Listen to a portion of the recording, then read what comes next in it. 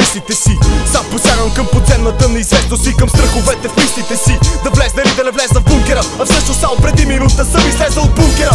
Бункера, който носи вдъхновението ми и ме пълни с идеи, както с нефт е пълен танкера. По течението оставам следа от пробитен корпус, като черен шрифт от маркера.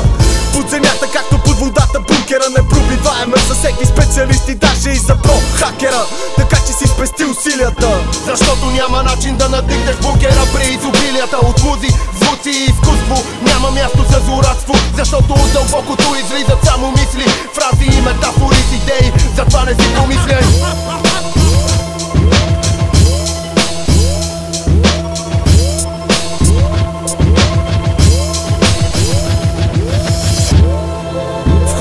Но посочен за гостуващите, превръщат се в храната на пируващите и вербуващите. Нахуващите не успяват и се давят срещу плуващите.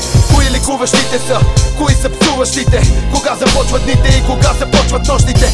Кои са композитори, диджеи, рапъри, кои рисуващите? Там в бункера живота друг е, ценностите други са. За теб там, за нас тук е, така че пули се, отгоре нули са. А отдолу други са останали под навеса, а аз съм под дъжда и дърпам спусъка. Кажи ми какъв е градуса, не съм ти в радиуса. Останах сам, така че брат пази се.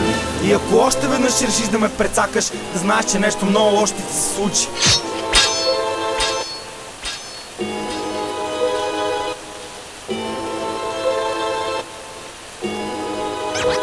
А в бункера е тъмно, за тебе няма място тук, разбрали. Пътеки и канали се преплитат, забравяш идеалите си. И колкото и безстрашен да си, събуждаш мислите заспали.